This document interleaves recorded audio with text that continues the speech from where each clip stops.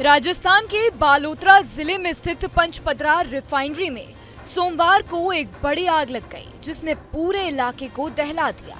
ये रिफाइनरी देश की सबसे हाईटेक परियोजनाओं में गिनी जाती है और पिछले 13 सालों से इसका इंतजार किया जा रहा था।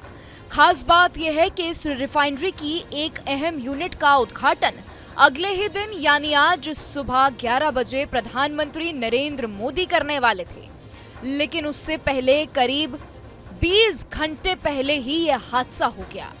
जिस सीडीयू यूनिट से तेल उत्पादन शुरू होना था, वही यूनिट आग की चपेट में आकर पूरी तरह क्षतिग्रस्त हो गई है। बताया जा रहा है कि इस यूनिट को बनाने में करीब 3000 करोड़ रुपए खर्च हुए थे, जो अब आग के कारण राख में बदल गई है। आग लगने की घटना सुबह करीब 1 बजे के आसपास हुई, जब रिफाइनरी की हीट एक्सचेंजर सर्किट में लगे वाल्व से कार्बन का रिसाव शुरू हुआ था। देखते ही देखते आग तेजी से फैल गई और लपटें करीब 100 फीट ऊंचाई तक पहुंच गई। मौके पर मौजूद करीब 2000 कर्मचारियों और अधिकारियों को तुरंत बाहर निकाला गया, जिससे कोई जनहानि नहीं हुई है, लेकिन स्थिति बेहद भयावह हो गई थी। आग बुझाने के लिए करीब 40 दमकल गाड़ियों को बुलाया गया, जिन्होंने करीब 2 घंटे की कड़ी मशक्कत के बाद आग पर काबू पाया।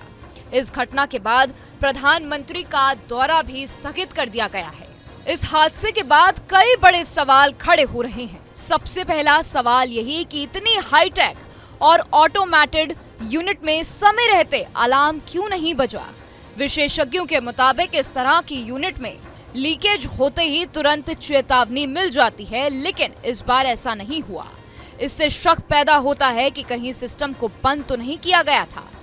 दूसरा सवाल यह है कि पिछले 3 महीने से इस यूनिट को टेस्टिंग चल रही थी, फिर उद्घाटन से ठीक पहले ऐसी कौन सी कमी रह गई जिसे जल्दबाजी में ठीक करने की कोशिश की जा रही थी। क्या सुरक्षा नियमों की अनहोनी की गई? तीसरा बड़ा सवाल प्रशासन की भूमिका को लेकर है। उद्घाटन के बाद एक बड़ी रैली की तैयारी चल रही थी, जिसमें लाखों लोगों के आने का दावा किया जा रहा था। ऐसे में क्या प्रशासन का पूरा ध्यान रैली की तैयारियों में लग गया और रिफाइनरी की सुरक्षा पर ध्यान ही नहीं गया? मुख्यमंत्री भजन लाल शर्मा ने इस घटना को दुर्भाग्यपूर्ण बताया है और उच्च स्तरीय जांच के लिए आदेश दे दिए हैं। वहीं पेट्रोलियम मंत्रालय ने भी आग पर काबू पाने की पुष्टि की है, लेकिन शुरुआती चूक कैसे हुई, इस पर अभी तक कोई साफ जवाब नहीं मिला है। अब सबसे बड़ा सवाल यही है कि यह हादसा केवल एक तकनीकी खराबी थी या फिर इसके पीछे कोई बड़ी साजिश छिपी है। जब तक जांच पूरी नहीं होती और जिम्मेदार लोगों पर कार्रवाई नहीं होती, तब तक इस मामले के कई सवाल अनसुलझे ही रहेंगे। अब से डीडी फ्री डिश की चैनल नंबर 57 पर देखिए न्यूज नेशन।